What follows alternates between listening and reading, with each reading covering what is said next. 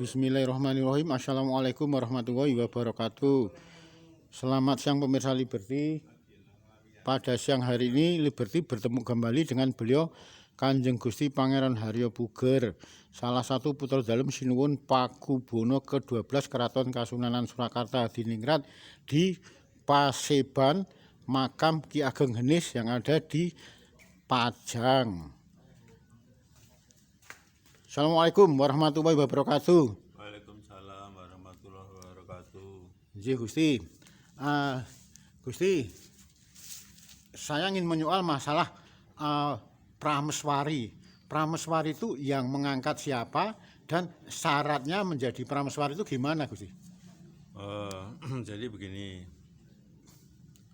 kalau permaisuri itu harus masih perawan, kalau orang ya masih lajang lah, belum diwengku oleh prio, maksudnya masih perawan, masih gadis gitu ya. Itu langsung diambil dan dijadikan permaisuri. Memang itu kehendak raja, tapi itu aturan adat memang begitu. Jadi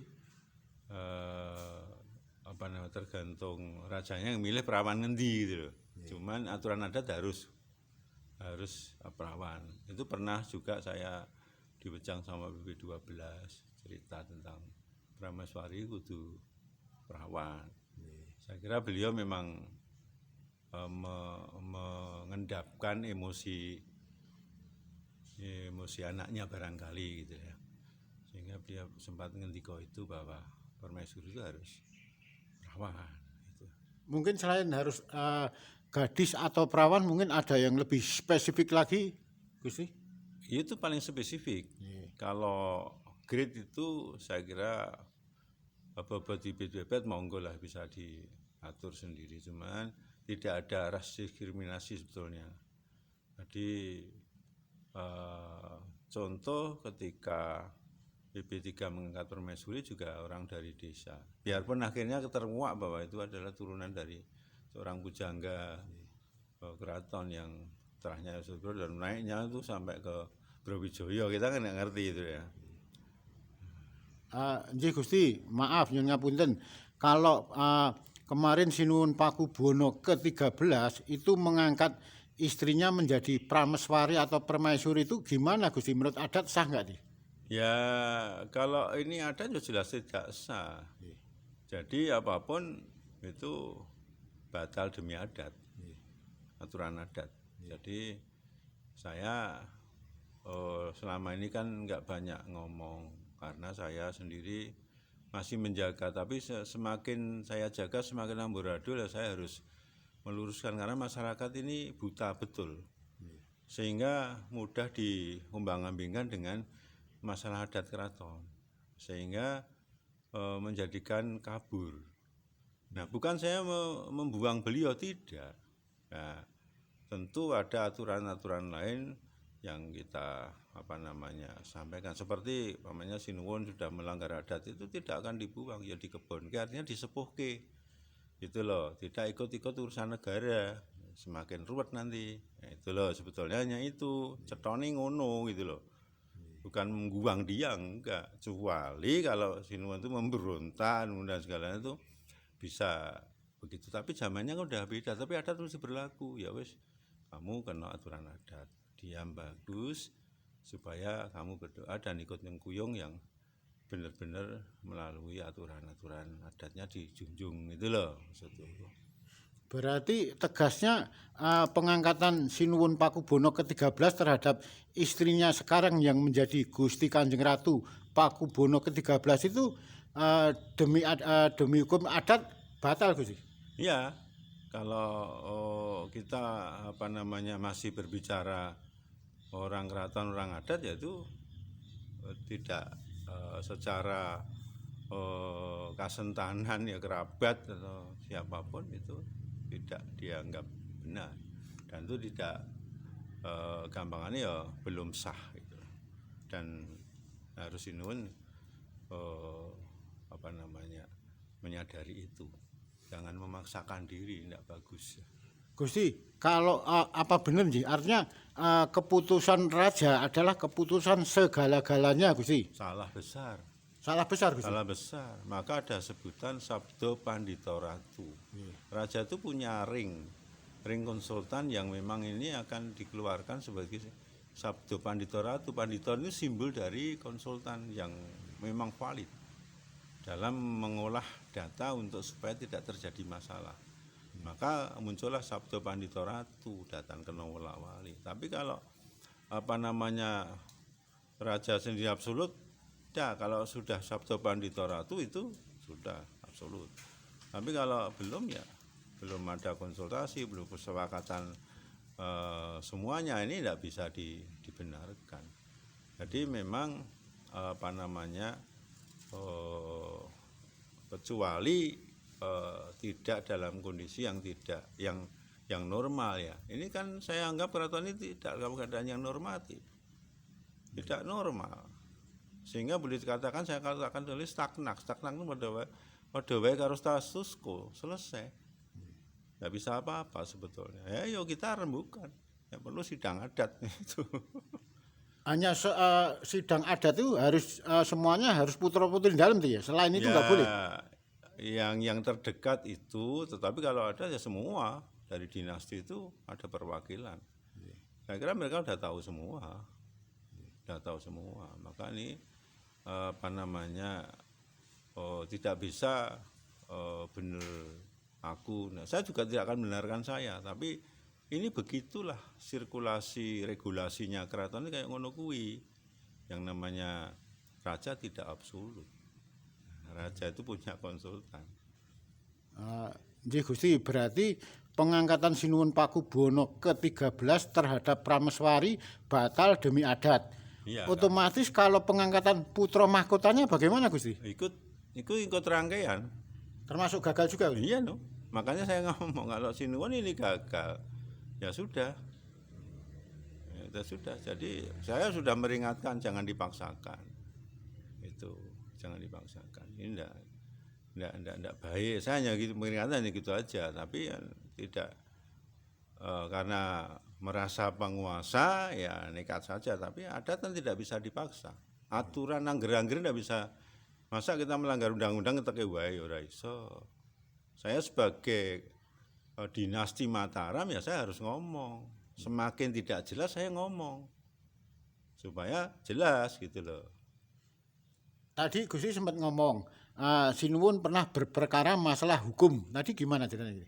Nah kan sudah di koran macam-macam itu. Nah, ini kan hukum Mesir ya bisa diabaikan, tapi kan kita sudah hidup di dalam 3 hukum kan. Hukum adat, agama ngikuti, hukum positif ikuti, ya itu kudu disonding kabeh kan gitu lah. Kalau yang hukum positif masalah kasus apa, Gusti? Yang kemarin itu masalah perempuan itu loh. Itu kan yang dengan mucikari ada dihukum, tapi pelakunya karena pengacaranya bilang ini ada gangguan apa gitu, apa sehingga tidak bisa berhukum. Ya sudah selesai. Kalau sudah tidak berhukum ya ngapain berhukum itu loh. Harusnya pengacaranya ya sudah menyarankan Sinuwun untuk sudah lenggah yang bagus, kerabat diceluk ya adik-adik diceluk piye penak. Kan gitu harusnya. Nah, dilenggahke sing penak itu kita berjalan. Nah, caranya berjalan gimana? Gampang kok. Sambil menunggu aturan yang pas, ya kita ampu semua saja. Dinasti itu ngampu. Putra-putra ini ngampu dulu bisa kok. Sambil mencari yang namanya kebenaran. Itu aja kok, lunaknya kayak gitu, penak kok. Berarti kesimpulannya pengangkatan Sinuwun Pakubuwono ke-13 terhadap Prameswari dan putra mahkota itu batal demi hukum adat ya? Iya, aturannya begitu. Jadi saya juga sudah meringatkan berulang kali sebetulnya dalam bahasa saya itu angger-angger dinggur aturannya dinggur selalu gitu. Harusnya tanya lah apa kan gitu. Saya dipanggil apa toh jadi aturannya membaca itu. Ternyata tidak, ya sudah. Kalau Gusti, kalau masalah penghargaan kekancingan itu dengan kondisi dia berhukum, tadi ada kena masalah hukum, kekancingan yang diberikan dari Sinuwun itu sah napa mboten Gusti? Itu tidak terkait dengan itu juga bisa. Jadi begini, jadi pemberian gelar terhadap kawulo atau masyarakat umum atau jabat itu memang sejak zaman dulu diberikan oleh kerajaan. Namanya anon-anon, kalau bahasa asingnya tutelar gitu loh. Nah ini biasanya pangkatan itu beserta dengan ulang tahun jumenengnya jadi raja. Dengan disebut tinggalan jumenengan gitu, siapapun rajanya itu diberikan.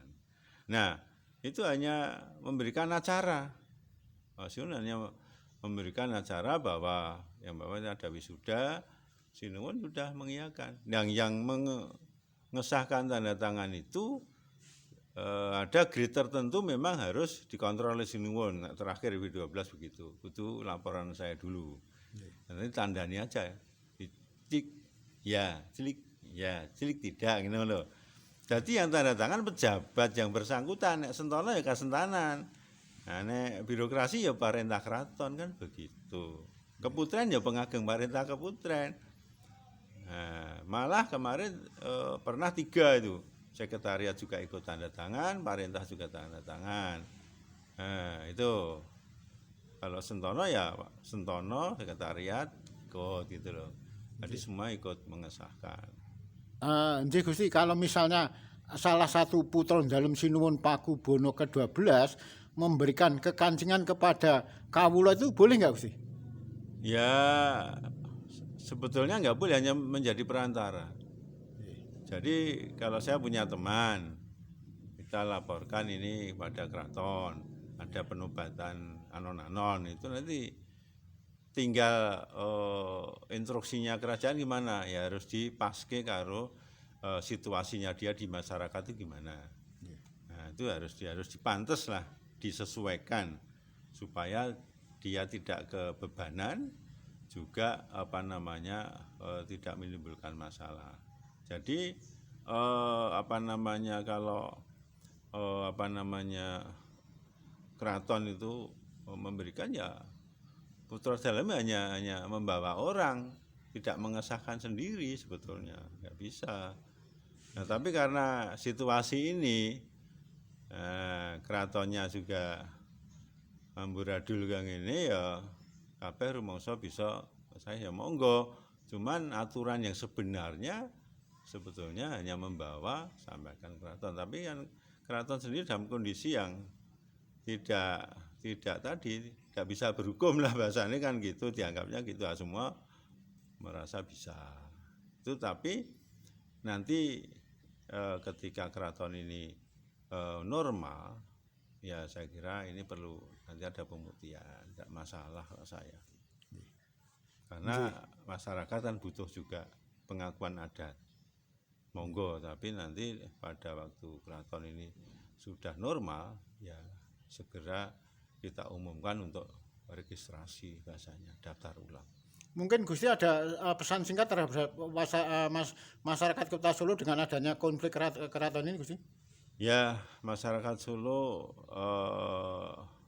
dan sekitarnya khususnya, ya jangan mudah menerima omongan sana sini, karena keraton ini negari Surakarta ini punya yang namanya angger-angger, punya tetaler atau darah, juga punya larangan, sehingga jangan mudah-mudah untuk mempercayai omongan. Pesan saya itu, mungkin omongan saya juga jangan mudah dipercaya, cuman saya sudah menunjukkan bahwa angger-angger, tetaler dan lupaler memang itu sabdo PP12 gitu, catatan di keraton pernah mencatat begitu. Terima kasih Gusti. Demikian wawancara Liberty dengan beliau Kanjeng Gusti Pangeran Haryo Puger, salah satu putra dalem Sinuwun Pakubono ke-12 Keraton Kasunanan Surakarta Diningrat di Bangsal Paseban Makam Ki Ageng Henis Pajang Lawean Solo.